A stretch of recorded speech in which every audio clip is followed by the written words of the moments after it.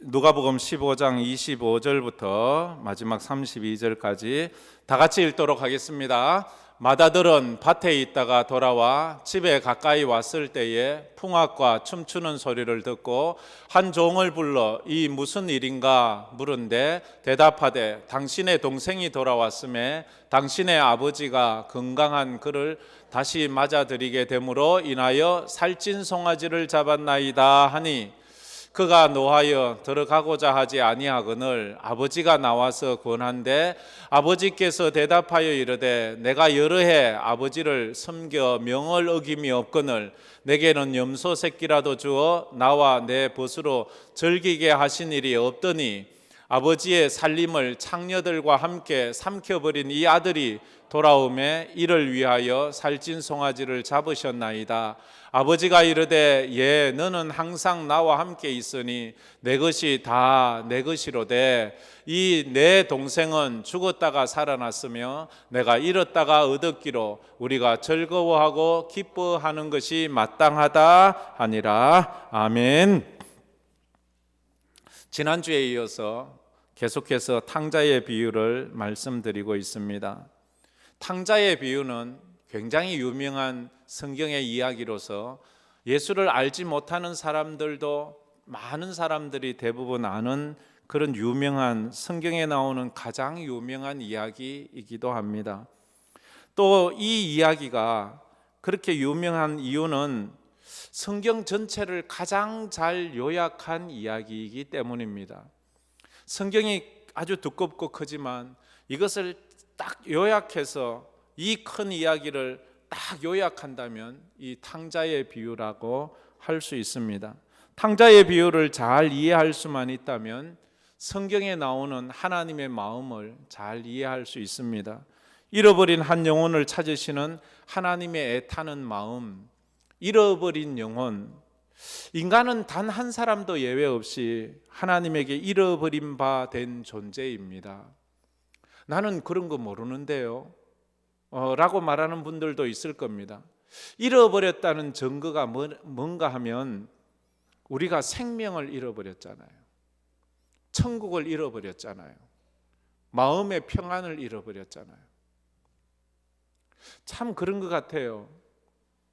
제가 참 좀 얘기 드리기가 좀 죄송하지만 제가 이 코로나가 2번이나 걸렸잖아요. 여러분 위로받기를 바랍니다. 2번 걸리고 나니까요. 이게 영적인 공격도 많이 마음을 공격해요. 몸은 회복되면 되잖아요. 근데 마음이 막 눌려요. 마음의 자신감이 자꾸만 없어져요. 마음의 평안함이 자꾸 깨어져요. 이게 이 코로나가 그래서 코로나 걸렸던 분들은 늘 문자를 받을 거예요. 당신이 심리적으로 힘들고 우울함이 있을 것 같아요. 언제든지 정부에서 무상으로 이 상담을 해줍니다. 그걸 계속 전에 처음에 걸렸을 때는 거의 1년 가까이 거의 매주 문자가 왔어요. 이번에는 그래 자주 오지 않지만 한 번씩 당신의 마음이 힘들거나 당신 혼자 이 마음을 주체하기가 힘들면 언제든지 연락하세요. 그럼 저희들이 도와드리고, 이게 정부에서 그렇게 하는 거예요. 우리가 잃어버렸다는 이유는 내 마음의 평강이 내가 아무리 하려고 해도 또 금방 불안하고 아무 일 없는데도 불안하고 걱정이 되고 우리는 그보다도 천국도 잃어버리고 쉽게 이래서 그게 하나의 표현이 이랬잖아요. 잃어버린 인간의 모습이 뭔가 하면 물을 떠난 고기와도 같다는 거예요. 물을 떠난 고기는 어때요? 이제 죽지요. 물을 떠나서는 고기가 살 수 없잖아요. 근데 물을 떠난 고기가 퍼덕퍼덕한다고 금방은 살아있는 것 같다고 살았다고 말해요.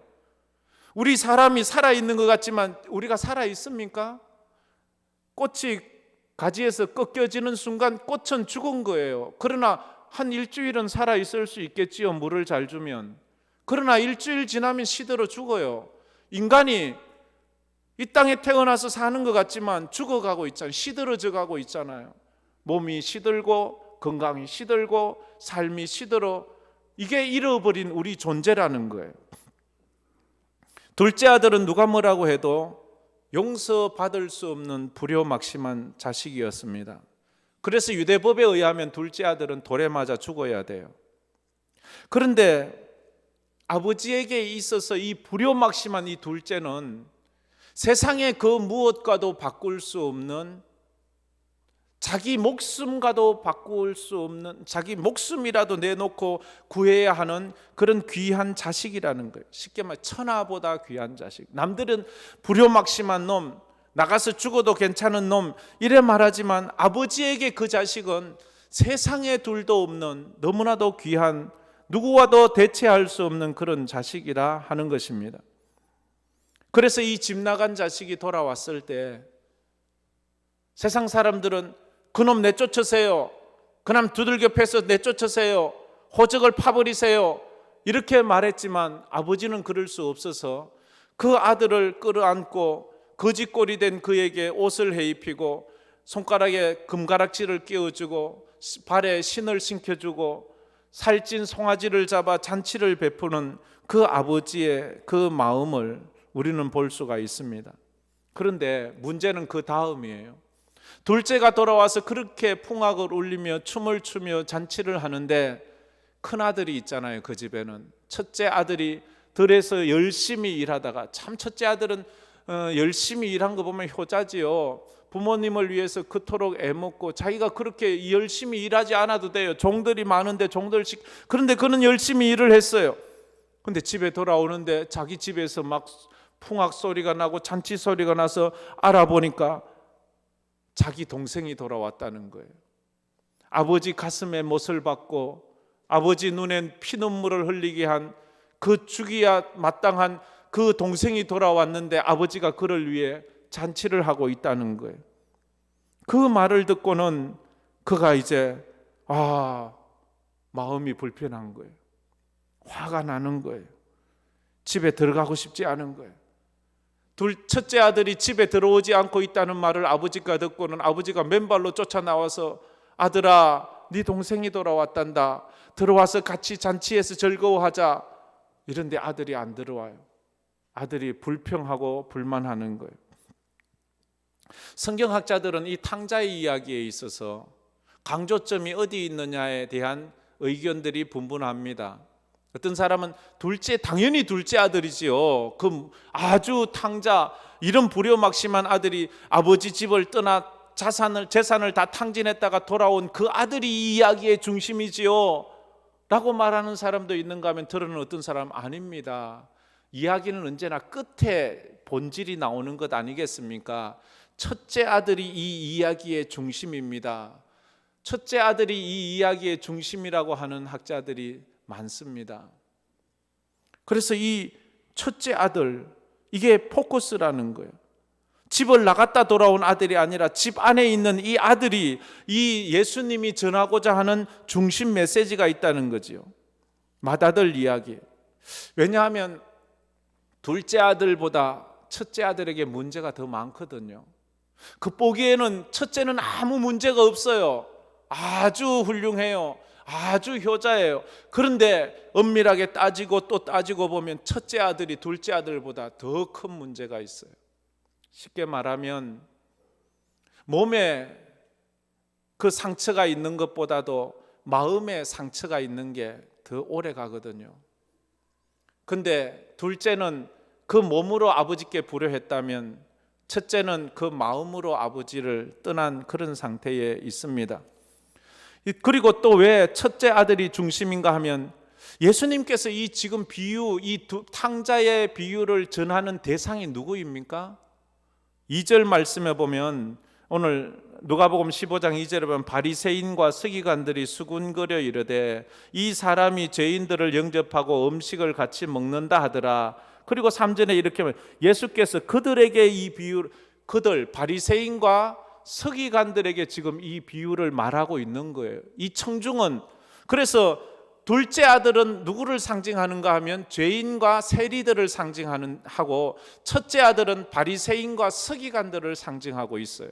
근데 지금 이 이야기는 예수님께서 바리새인과 서기관들에게 지금 1차적인 그런 이야기를 하고 있는 것을 보면 큰아들로 상징되는 바리새인들이 들으라고 하는 거예요. 그러니까 이건 큰아들이 초점이 되어야 된다. 이렇게 어쨌든 뭐 둘 다 초점이 돼도 괜찮습니다. 오늘 저는 이 첫째 아들의 초점을 맞추어서 이 첫째 아들은 왜 탕자인가?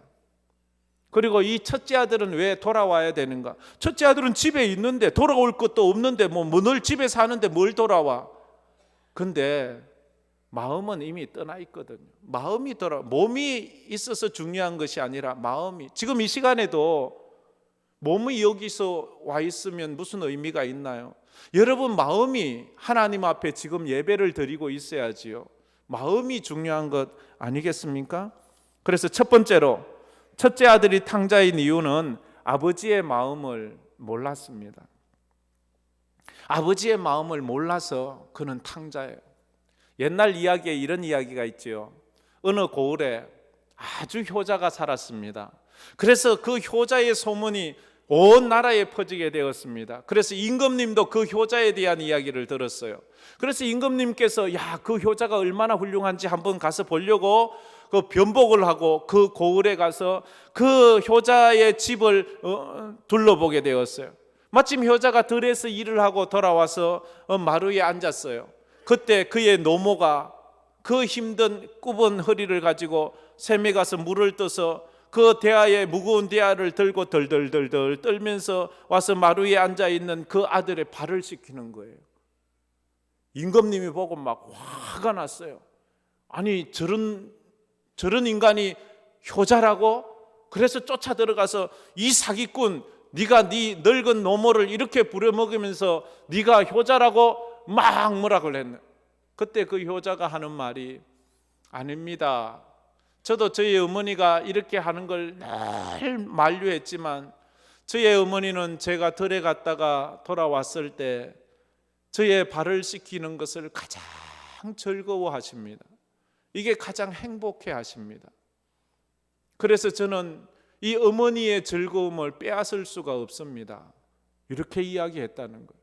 그러자 그걸 듣고 보니까 그게 맞거든요. 효는 부모님의 몸을 편하게 해드리는 것이 아니고 부모님의 마음을 편안하게 해드리는 거예요. 하나님의 교회에 와서 하나님의 몸이 어디 있습니까? 하나님의 마음을 편안하고 하나님의 마음을 기쁘게 해야지요. 둘째 아들은 집을 나갔어요. 이 둘째 아들이 집을 나간 이후에 아버지는 하루도 빠짐없이 동구 밖에 나갔습니다. 마을 어기지요. 동구 밖이라는 것은 쉽게 말하면 마을의 경계선, 마을과 다른 마을의 경계선까지 나간 거예요. 늘 나간 거예요. 첫째는 아버지가 왜 나가는지 알고 있습니다.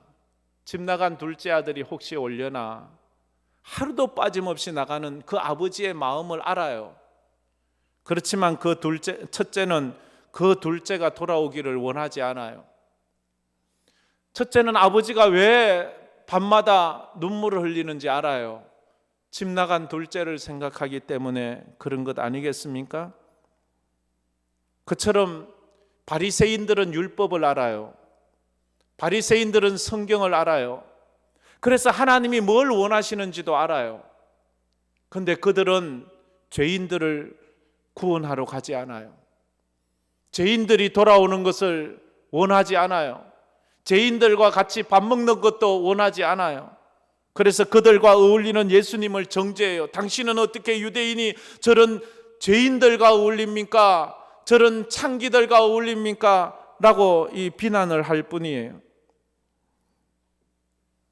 하나님의 마음을 몰라서 그러는 거예요.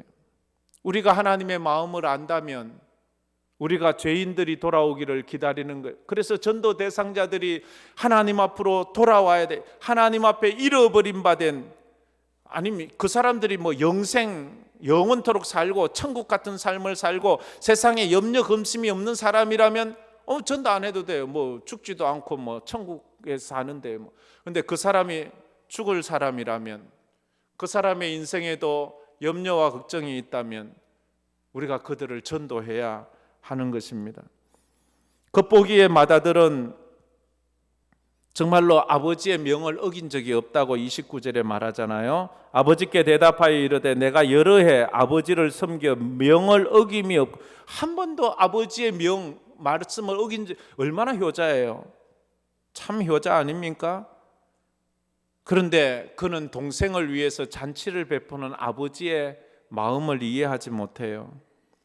그래서 그 아버지의 마음을 이해하지 못하는 마음을 32절에 아버지가 이렇게 말하고 있습니다. 32절 다 같이 한번 읽겠습니다. 이 내 동생은 죽었다가 살아났으며 내가 잃었다가 얻었기로 우리가 즐거워하고 기뻐하는 것이 마땅하다 하니라.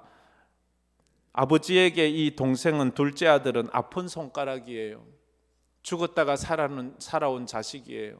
잃었다가 얻은 자식이에요. 이 아들이 돌아오지 않으면 죽어도 눈을 감을 수 없는 게 이 둘째 아들이에요. 아버지는 죽어도 눈을 감지 못하는 게 이 둘째 아들이에요. 이런 아버지의 마음을 첫째가 모르는 거예요. 바리새인들은 몰라요. 유대인들은 몰라요. 그런데 이 마음을 누가 알았어요? 하나님의 맏아들 예수님이 아셨지요. 하나님의 첫째 아들 예수님이 아셔서 하나님께서 죄인들이 돌아오시기를 그렇게 기다리는 그 마음 알아서 그 맏아들 되신 예수님께서 자기 동생들을 찾으려고 하늘 보좌를 버리고 이 땅에 찾아 나온 거예요.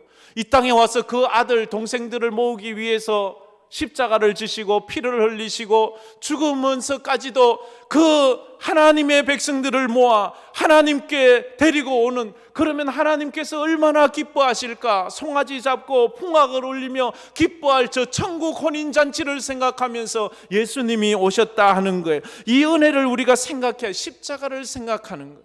그래서 우리는 돌아와야 되는 거예요. 오늘은 제가 특별한 순서를 하나 준비를 했습니다.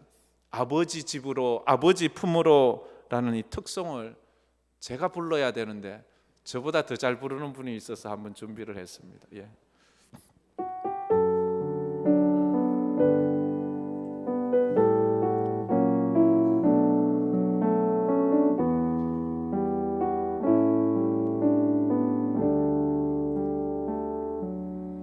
나 이제 돌아가리라. 아버지 기다리시는 본향으로. 나 이제 돌아가리라. 아버지 안아주시는 본향으로. 나 이제 돌아가리라.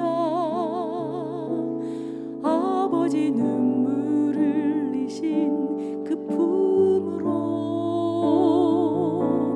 나 이제 돌아가리라. 아버지 변치 않으신 그 품으로. 나의 어리석은 지난 날을 이제 가슴 치며 회개하오니. 나의 모든 죄를 용서하시고 그 사랑으로 감싸 주소서. 나의 방황했던 지난 날을 이제 눈물로써 회개하오니. 나의 상한 마음 만져주시고 그 사랑으로 감싸 주소서. 그 사랑으로 감싸 주소서.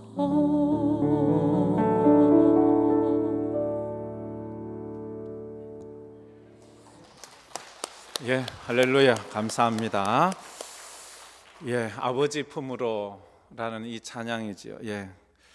두 번째로 첫째 아들이 탕자인 이유는 돌아온 동생은 아버지의 아들일 뿐입니다. 그는 동생을 호적을 파간 자식으로 인정을 했습니다. 어떤 아들이 아버지에게 참 불만이 많았습니다. 그래서 그는 아버지를 아버지라 부르지 않기로 했습니다. 그래서 돌아왔을 때 어머니에게 하는 말, 어머니의 남편 왔어요. 이렇게 말하는 거예요. 그리고 남들에게 소개할 때는 이분은 우리 어머니 남편입니다. 이 마음이 어떨까요? 지금 이 큰아들이 둘째 아들을 이야기할 때 아버지에게 그렇게 말하는 거예요. 내 동생이라고 말하지 않고 아버지의 아들이라고 말해요. 오늘 30절에 보면 우리 한글에는 잘 안 나와 있는데 아버지의 살림을 창녀들과 함께 삼켜버린 이 아들이 돌아오매, 이 아들이라고 했는데 원어에는 son of yours라고 당신의 아들이, 자기 동생이라고 하죠. 그때 아버지는 32절에서 이 내 아들이기 전에 이는 너의 동생이다, 너의 동생이라고 말합니다. 그런데 이 아들은 얘는 내 동생이 아니에요. 아버지의 아들일 뿐이에요. 아버지의 아들로 치부합니다. 지금 바리새인들은 그래요. 세리와 죄인들을 자기 혈육으로 생각하지 않습니다. 저들은 지옥 백성, 저들은 우리와 상종 못할 자, 우리와 밥상도 같이 못 먹을 자, 저들은 우리와 관계없어요. 창기와 세리들은, 죄인들은 우리와 어울릴 수 없어요. 바리새인들은 그랬습니다. 바리새인은 첫째 아들을 상징한다고 했죠. 그래서 예수님이 죄인과 세리들과 창기들과 병든 자들을 같이 할 때에, 이방인들을 같이 할 때 예수님을 손가락질하고 예수님을 막 그렇게 공격하고 하지 않았습니까? 나를 위해서는 염소 새끼도 한 마리 잡아주지 않았는데 당신의 재산을 창기와 함께 삼킨 당신의 아들에겐 어찌하여 송아지를 잡아줍니까? 라고 말하면서 첫째는 자기 동생을 동생으로 인정하지 않았습니다. 동생이 망해 돌아왔을 때 유대법에는 그런 것이 있어요. 고엘 제도라는 것이 있어요. 요즘 제가 룻기서를 하면서 강조하는 제도 중에 하나인데, 유대인이 완전히 망해서 자기 기업을 다 잃게 되었을 때에는 가장 가까운 친척이 그의 잃어버린 재산과 그런 복수도, 그런 자녀도 낳아줘야 되는 이 사명이, 그걸 기업 물을 자 고엘이라고 말합니다. 동생이 거지가 돼서 돌아왔어요. 동생의 모든 것을 회복시켜 주어야 되는 사람은 가장 가까운 형이 해줘야 되는 거예요. 근데 형이 싫은 거예요. 나 이거 못 해주겠다는 거예요. 그러니 아버지 마음이 얼마나 아플까요? 그래서 이 탕자인 이유가 바로 여기에 있습니다. 마치는 아버지가 동생을 위해서 잔치를 베푸는 것이 불만이에요. 그처럼 바리새인들은 예수님이 죄인들과 함께 음식을 나누어 먹는 것이 불만이에요. 유대 사회에서 음식을 나누어 먹는다는 이유는, 그 뜻은 목숨을, 생명을 나눈다는 뜻이거든요. 생명을 죄인들과는 그렇게 하면 안 됩니다 라고 이렇게 말하고 있는 거예요. 마지가 탕자인 이유는 자기 동생을 나무로 여겼어요. 그래서 아버지의 눈물도 아버지의 마음도 모르는 거예요. 아버지, 당신의 마음이 있는 곳에 나의 마음이 있기를 원해요. 아버지, 당신의 눈물이 고인 곳에 나의 눈물이 고이길 원해요. 성도는 이래야 되잖아요. 하나님 마음이 있는 곳에 내 마음이 있고, 하나님의 눈물이 있는 곳에 내 눈물도 있어. 하나님이 원하시는 일 나도 하고, 하나님이 기뻐하시는 일에 내 인생 드리는 것이 성도인데, 마지는 아버지의 마음이 둘째에 있는 걸 알았어요. 싫어해요. 아버지의 기쁨이 둘째를 끌어안는 데 있는데 싫어해요. 이게 탕자가 아니고 무엇이겠습니까? 예수님은 아버지의 마음을 알아 이 땅에 하나님으로 오신 게 아니잖아요. 인간으로 오셨어요. 우리 인간으로 오셨어요. 그래서 우리의 하나님의 맞이가 되어 우리 형님이 되어서 하나님 안에서 우리는 모두 다 형제 자매가 되는 것 아니겠습니까? 우리가 살다 보면 허물 없는 사람이 누가 있겠어요? 완벽한 사람이 누가 있겠어요? 도리어 탕자가 그 형보다도 더 어쩌면 효자일지 몰라요. 탕자는 여러분 생각해 보세요. 몸이 힘든 게 좋은가요? 마음이 힘든 게 더 좋은가요? 마음에 힘든 게 더 힘들고 어렵거든요. 그 아들 둘 다 그랬잖아요. 그 둘째는 이 몸으로 그렇게 하나님 아버지께 불효했지만 첫째는 마음을 그렇게 아프게 했잖아요. 하루는 예수님께 그의 어머니 마리아와 형제들이 찾아왔어요. 그래서 예수님께 예수님 당신의 어머니와 당신의 동생들이 찾아왔습니다 라고 말할 때 예수님이 하신 말씀이 누가 내 어머니며 누가 내 형제고 누가 내 자매냐? 하나님의 뜻대로 행하는 자가 나의 형제요 나의 자매요 나의 어머니니라. 우리가 성은 다르고 피는 같이 물려받았지 않았지만 예수의 피를 물려받아서 하나님의 자녀 되어서 우리가 그 하나님의 가족이 된 줄 믿습니다. 할렐루야. 그래서 우리는 하나님의 가족인 거예요. 셋째로 첫째 아들이 탕자인 이유는 아버지의 잔치에 참여하지 못했기 때문입니다. 하늘 잔치에 참여할 수 없다면 그는 진정한 하나님의 자식이 될 수가 없는 거예요. 기름 준비, 등불 준비했지만 믿음 준비가 되지 않은 다섯 처녀는 혼인 잔치에 들어가지 못하는 것과도 같습니다. 맏아들은 아버지가 간청하며 제발 이 잔치에 들어오라고 청하는데도 아버지의 말을 거부합니다. 바리새인들의 모습이 그러했습니다. 첫째가 집을 떠난 것은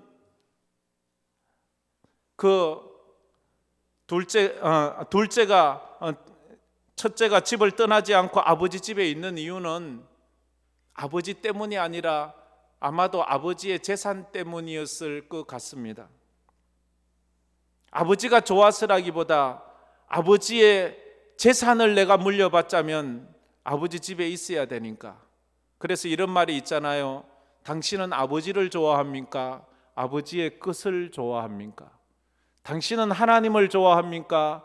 하나님의 것을 좋아합니까?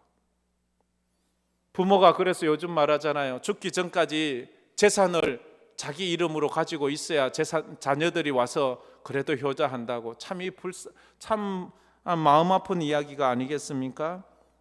우리는 둘째보다 첫째에 해당하는 사람일 수가 있습니다. 그동안 우리는 코로나 때도 교회를 떠나지 않았습니다. 예배 자리에 늘 참여했습니다. 헌금도 드리고 봉사도 했습니다. 근데 몸은 있는데 마음은 어떠했는지 모르겠습니다. 열심히 하면서도 열심히 하지 않는 사람들을 보면 불평하고 비난을 합니다. 아마도 둘째 아들이 집을 떠난 이유는 아버지 때문이 아니라 형 때문일 수가 있어요. 형의 그 갑질에 못 이겨서. 누군가가 이런 말을 합니다. 당신은 왜 예수를 믿다가 그만 쉬셨어요 하면 말하기를 예수님은 참 좋은데 예수 믿는 사람은 싫어요. 다 붙잡고 얘기해 보십시오. 당신이 교회를 떠난 이유가 예수님이 싫었습니까? 아마 거의 다 예수님이 싫다고 하는 사람은 없을 거예요. 예수님은 다 좋아해요. 근데 문제는 예수 믿는 사람이 문제인 거예요. 둘째가 집을 떠난 이유는 아버지는 언제나 좋아요. 자기를 다 받아주고 다 이해해 주는데 형이 언제나 이 갑질을 하는 거예요. 그래서 이 형 때문에 동생은 어쩌면 집을 떠났는지도 몰라요. 동생이 아버지를 떠난다고 할 때에 형은 속으로 기뻐했는지 몰라요. 아이 저 꼴 보기 싫은 놈 잘 떠난다 했는지도 모르겠어요. 진심으로 아버지의 마음을 알았다면 동생을 사랑했다면 잡아야 됐어요. 아니야, 아무리 못나도 너는 내 동생이야. 우리는 형제가 아니니 우리는 같이 있어야지. 떠나면 안 돼. 이렇게 형이 좀 붙잡아 주었으면 좋았을 텐데. 이런 내용은 성경에 없지만 동생이 돌아왔을 때 하는 형의 행동을 보면 미루어 짐작할 수 있는 것입니다. 그래서 예수님의 이야기의 강조점이 둘째가 아니라 첫째일 가능성이 큽니다. 그러나 문제는 첫째뿐만 아니고 둘째다. 아버지께 잃어버린 자식은 둘 다 집을 나갔던 둘째도 그렇고 집 안에 있는 이 아들도 그렇고 참 그 아버지의 마음은 많이 아팠을 거예요. 그런데요, 누가 더 탕자입니까? 누가 더 탕자예요? 둘째는 자기가 탕자인 줄 알아요. 자기가 불효막심한 줄 알아요. 자기는 맞아 죽어도 싸다고 생각하는 그런 정말로 고개 들지 않는 그런 불효자예요. 그런데 첫째는 자기를 몰라요. 나는 아버지의 명을 어긴 적이 없습니다. 나는 아버지를 위해서 열심히 일했습니다. 나는 아버지의 집을 떠난 적도 없습니다. 그런데 문제는 아버지의 마음을 늘 아프게 했거든요. 그래서 돌아온 탕자를 둘째라고 한다면 첫째를 집안의 탕자라 이래 말해요. 집안의 탕자는 결코 아버지 집을 떠나지 않았어요. 예배도 빠지지 않았어요. 그런데 문제는 아버지의 마음을 이해하지 못했다는 거예요. 한 영혼 한 영혼을 놓고 눈물을 흘려 기도하지 못했다는 거예요. 오늘 본문의 결말은 미완성으로 끝이 납니다. 첫째가 회개하고 기쁨으로 아버지의 잔치에 돌아왔을까요? 돌아왔는지 안 돌아왔는지는 언급하지 않습니다. 아마 계속해서 아버지를 불평하며 집 밖에 머물러 있었을까요? 이것은 예수님이 십자가에 못 박히시고 난 이후에 바리새인들이 어떻게 했는지를 생각하면 알아요. 왜냐하면 이 첫째는 바리새인을 상징하고 있기 때문에. 그 바리새인들 중에는 사도 바울도 있었습니다. 사도 바울 스데반 집사를 돌에 쳐 죽이던 그런 일에 가표에 투표하고 찬성했던, 그리고 초대교회 성도들을 가장 많이 감옥에 집어넣고 그들을 유린했던 자가 사도 바울이 아니면 그가 회개하고 돌아와 위대한 사도가 되지 않습니까? 아버지께로 돌아와야 될 자식은 둘째만이 아니었습니다. 첫째 아들도 아버지께로 돌아와야 됩니다. 우리가 이런 전도주의를 하면서 우리는 늘 돌아와야 될 영혼, 찾아야 될 영혼, 우리가 전도해야 될 사람이 우리 교회 밖에 있는 줄 아는데 정작은 교회 안에 있는 내가 아버지께 돌아와야 될 그 첫째 아들이 아닌가 우리가 생각하면서 주여 나를 받아주소서라고 말해야 됩니다. 신학자들은 이 비유의 제목이 잘못되었다고 말해요. 돌아온 둘째 아들, 돌아온 탕자, 이건 잘못되었다. 돌아온 둘째만의 포커스가 아니고 잃어버린 두 아들의 비유, 이렇게 해야지 이 이야기의 제목이 더 합당한, 잃어버린 두 아들의 비유, 아버지를 떠났던 두 아들의 비유, 이렇게 말해야지 맞다는 거예요. 돌아온 탕자와 집안의 탕자를 말하기 때문에 그렇습니다. 여러분은 첫째 아들입니까? 아니면 둘째 아들입니까? 이러니까 어떤 여자분은 나는 관계없게 나는 딸이니까. 그게 아니죠. 이게 무슨 뜻인지 알아야 돼요. 이게 아들, 딸 이게 구분 없이 우리 성도들을 이렇게 칭하는 거예요. 우리는 내가 첫째든 내가 둘째든 중요한 건 둘 다 돌아와야 된다는 거예요. 둘 다 아버지를 만나야 된다는 거예요. 그 은혜가 있기를 주의 이름으로 축복합니다. 우리 이 찬송 부르면서 말씀을 생각하며 또 기도했으면 좋겠습니다. 나 주를 멀리 떠났다 이제 옵니다. 우리 찬양해 봅시다. 한번 주여 내가 집 나간 탕자요 내가 돌아와야 될 탕자입니다. 나 주를 멀리 떠났다 이제 옵니다. 나 죄의 길에 시달려 주여 옵니다. 나 이제 왔으니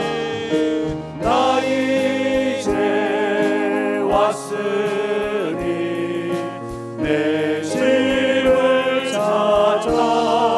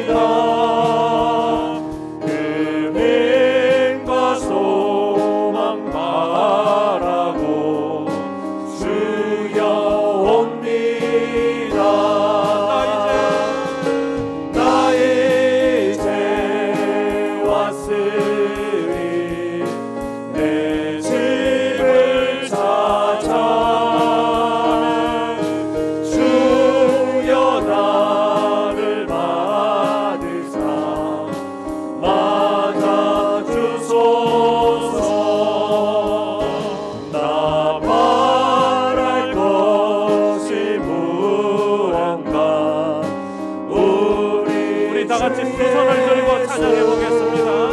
날 위해 죽임당하신 믿고 옵니다. 믿고 옵니다. 나 이제 왔으리 내 집을 찾아 주여 나를 받으사 맞아 주소서. 나 이제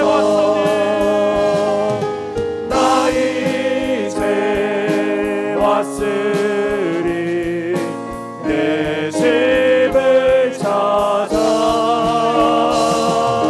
주여 나를 받으사 맞아 주소서. 우리 다 같이 눈을 감고 머리를 숙여 말씀을 생각하면서 기도했으면 좋겠습니다. 여러분, 오늘 말씀을 들으면서 마음에 떠오르는 생각이 있지는 않습니까? 여러분은 여러분이 누구인 것 같습니까? 집을 나가 허랑방탕하게 살던 둘째 아들 같습니까? 아니면 늘 집에 있었지만 아버지의 마음을 몰랐던 첫째 아들과도 같습니까? 두 아들이 다 아버지께로 돌아와야 합니다. 두 아들이 다 회복해야 합니다. 그래야 하나님이 영광 받으십니다. 그래야지 놀라운 축복이 일어납니다.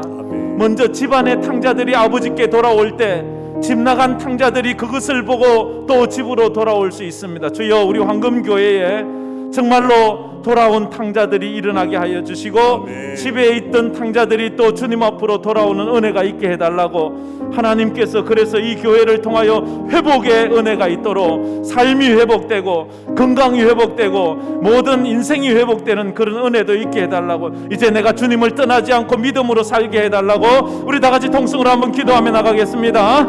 아버지 하나님 감사합니다. 오늘도 저희들이 주님 앞에 나오게 해주심을 감사합니다. 아버지 하나님, 정말로 하나님의 그 귀한 사랑의 음성을 들어봅니다. 잃어버린 한 영혼을 찾으신 하나님의 사는 마음을 봅니다. 인간은 어느 한 사람도 예외 없이 다 하나님에게 잃어버린 존재가 되었습니다.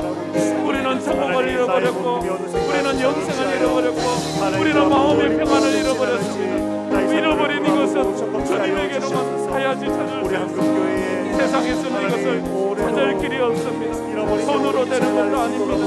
아버지, 권력으로 되는 것도 아니고요. 아버지께 돌아왔사오니 이제 우리 성도들의 마음에 하나님의 은혜를 부어 주시옵소서. 아버지 하나님, 이제 아버지께로 돌아가고 기다리시는 아버지 고장으로 우리가 돌아가고, 아버지 하나님, 날마다 아버지 하나님을 그리워하는 저희들 되게 하여 주시옵소서. 믿음으로 나가는 자, 아버지 마음을 몰랐던 첫째 아들, 아버지 이제 주님의 마음을 알아, 아버지 우리의 마음을 떠나는 저를 떠나는 사람들 한 사람 한 사람 주님 앞으로 인도하여 저희들이 되게 하여 주시옵소서. 그래서 우리 형제 성도들의 형제 아버지 하나님 절대임을 깨닫게 하여 주시옵소서. 아버지의 천국 잔치에 참여하는 우리 모든 성도가 되게 하여 하늘의 잔치에 참여해서 영원한 그 천국 소망을 누릴 수 있는 우리가 다 되게 하여 주시옵소서. 이제는 떠나지 않게 하시고 이제는 주님의 전에 우리들의 마음을 만지시고 하나님의 사랑의 자리에 갈 수 있도록 주여 우리를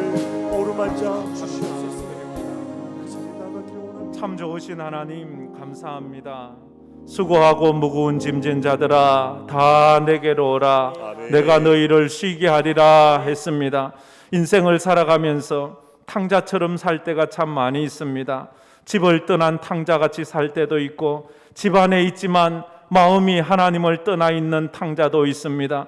주여 불쌍히 여겨 주시옵소서. 아멘. 찾아가셔서 회복시켜 주시옵소서. 아멘. 아버지 하나님의 마음을 알아가게 하여 주옵소서. 아멘. 아버지께서 기다리시는 그 알기의 탕자는 염치불구하고 거짓거리 되어서라도 돌아와 아버지 품에 안기는 그런 은혜가 있었습니다. 우리에게도 그런 탕자들이 일어나게 하여 주시옵소서. 아멘. 떠났던 자들이 돌아오게 하여 주시옵소서. 아멘. 침륜에 빠진 자들이 회복되게 하여 주시옵소서. 아버지 하나님, 첫째 아들처럼 늘 집안에 있지만 마음이 늘 하나님을 떠나 있는 그런 마음이 있습니다. 힘들고 어려운 마음, 주여 성령을 부어주셔서 아멘. 그 마음에 하나님으로 기뻐하게 하시고 하나님의 예배드리는 그 즐거움을 깨닫게 하여 주시옵소서. 회복의 역사가 일어나게 하여 주시옵소서. 아멘. 그래서 이 황금교회가 진정한 천국을 이루는 천국의 아버지 하나님 모델이 될 수 있는 그런 교회가 되게 하여 주시옵소서. 아멘. 오늘 찾아오신 모든 분들, 황금의 날에 오신 모든 분들을 주여 축복하여 주셔서 저들의 인생이 코로나 때문에 지치고 피곤하고 억눌려 있는 이 마음이 주의 말씀 안에서 뻥 뚫리고 시원해지고 평안을 누리는 은혜가 있게 하여 주시옵소서. 아멘. 특별히 질병으로 고통해하는 자들에게 하나님의 피 묻은 손으로 어루만져 주시고 안수하여 주셔서 아멘. 나사렛 예수 그리스도의 이름으로 치유되는 은혜가 있게 하여 주시옵소서. 아멘. 지금은 우리 주 예수 그리스도의 은혜와 우리 하나님 아버지의 무한하신 사랑하심과 성령님의 감동으로 충만하심이 아버지 집을 향하여 믿음으로 돌아가 하나님을 기뻐하는 성도의 삶을 살기로 마음에 다짐하는 우리 모든 성도들 머리 위에, 또 이번에 오신 모든 새가족들 머리 위에, 또 흩어진 우리 모든 선교사들 머리 위에 이제로부터 영원토록 함께 있을지어다. 아멘. 아멘.